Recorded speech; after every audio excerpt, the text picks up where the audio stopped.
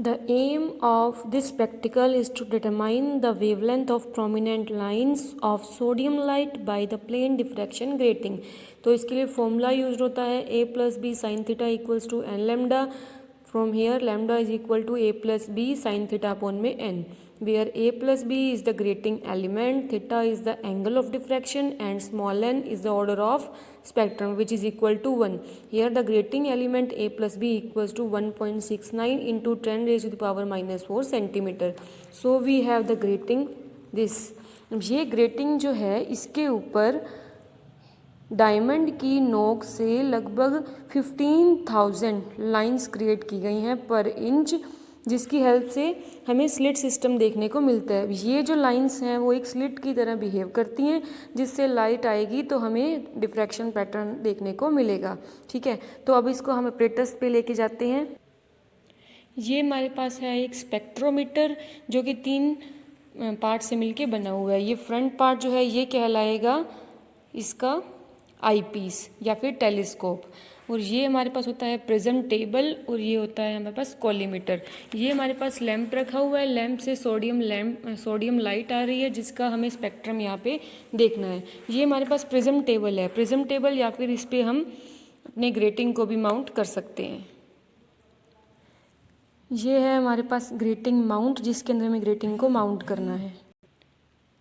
यहाँ ग्रेटिंग को हमने इस लाइट के कॉलीमीटर के परपेंडिकुलर डायरेक्शन के अंदर माउंट कर दिया है. अब हम क्या करेंगे, इस टेलीस्कोप की हेल्प से यहाँ पे हमें जो 7 कलर्स का स्पेक्ट्रम मिलेगा उसे हम यहाँ पे देखना है. ठीक है, तो यहाँ पे लेफ़्ट साइड भी और राइट साइड भी हम जाके देखेंगे. अब ये हमारे पास देखो एक स्केल विजिबल है. एक तो है ये स्केल और एक होगा ये स्केल. इसको मैं आपको क्लियरली दिखाती हूँ.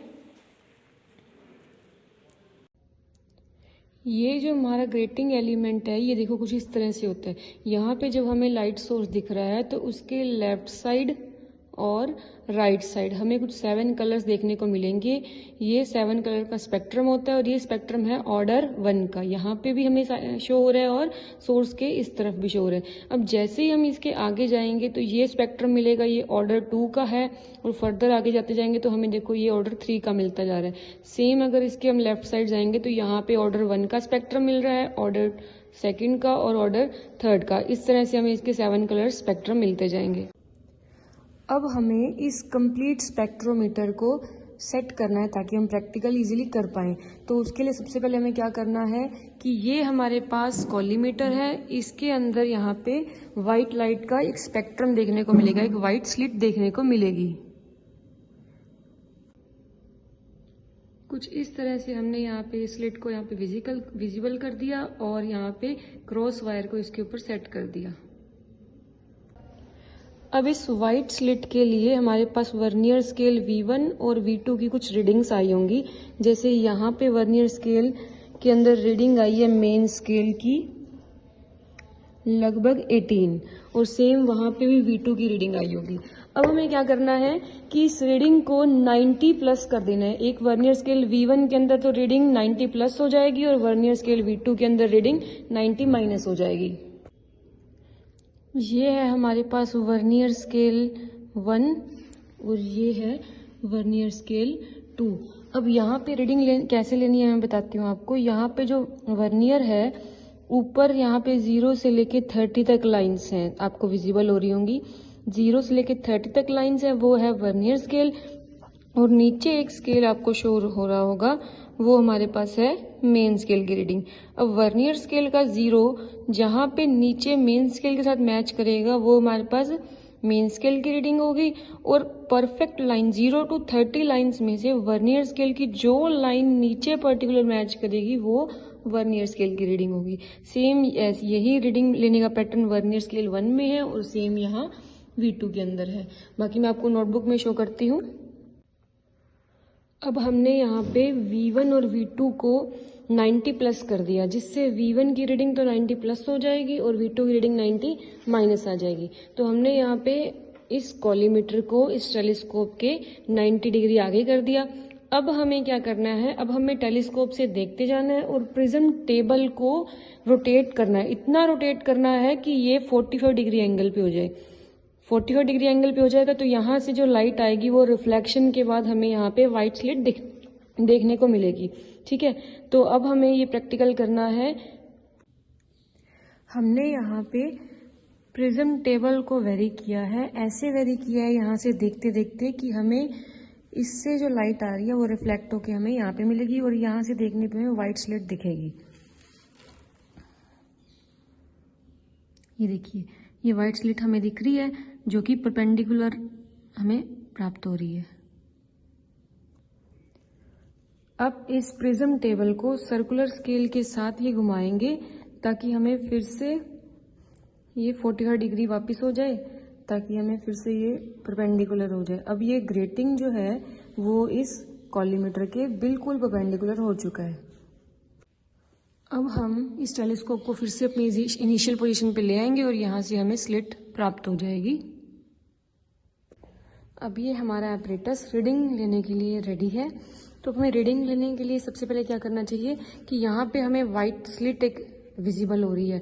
अब इस वाइट स्लिट के लेफ्ट हैंड साइड भी और राइट हैंड साइड भी हमें एक स्पेक्ट्रम देखने को मिलेगा।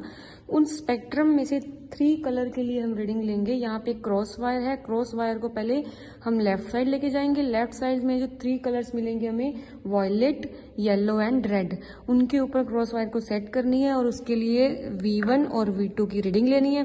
फिर हमें इस सेंटर लाइन के राइट साइड जाना है। राइट साइड में जो स्पेक्ट्रम मिलेगा उसमें भी सेम प्रोसीजर फॉलो करना है। 3 कलर्स के ऊपर क्रॉस वायर को सेट करना है और V1 और V2 की रीडिंग्स नोट डाउन करनी है। इस वाइट स्लिट के लेफ्ट साइड में अगर हम टेलीस्कोप को लेके जाएंगे तो हमें स्पेक्ट्रम देखने को मिलेगा। ये हमारे पास 7 कलर्स का स्पेक्ट्रम है।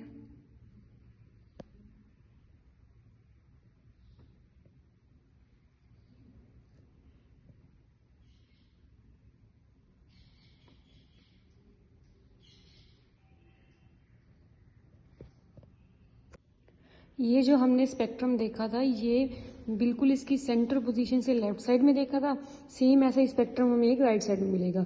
अब हमें क्या करना है, 3 कलर्स के ऊपर इनकी रीडिंग क्रॉस वायर को सेट करना है और उसके रिस्पेक्ट में रीडिंग लेनी है। अब हमारे पास टोटल स्केल रीडिंग जो है वो इक्वल होती है main scale reading plus vernier scale reading multiply by least count of the apparatus. तो लीस्ट काउंट के लिए हम क्या कैलकुलेशन करेंगे, the least count of the spectrometer equals to least count of main scale minus least count of vernier scale. Main scale least count equal, ये किसके equal होते हैं, देखो अब ये नीचे वाला स्केल हमारा मेन स्केल है। अब मेन स्केल की रीडिंग यहाँ पे देखो ये 280 है और ये 290 है और इसके बीच में हम ये कितने डिग्री कवर कर रहा है, ये 10 डिग्री कर रहा है। और लेकिन इसके अंदर लाइंस कितनी है, अपने लाइंस काउंट करें तो हमारे पास 20 मार्क्स आएंगे। दैट मीन्स 10 डिग्री कवर करता है 20 मार्क्स में। तो उसके लिए यहाँ लिखेंगे हम 20 मार्क्स कवर 10 डिग्री। अब इसको मिनट में चेंज करें तो इसको 60 से मल्टीप्लाई कर देंगे तो हमारे पास आ जाएगा 600 मिनट, क्योंकि 1 डिग्री इक्वल्स टू 60 मिनट होता है। तो ये 10 डिग्री के अंदर 600 मिनट कवर कर रहा है, तो 1 मार्क किसके इक्वल हो जाएगा, 30 मिनट के।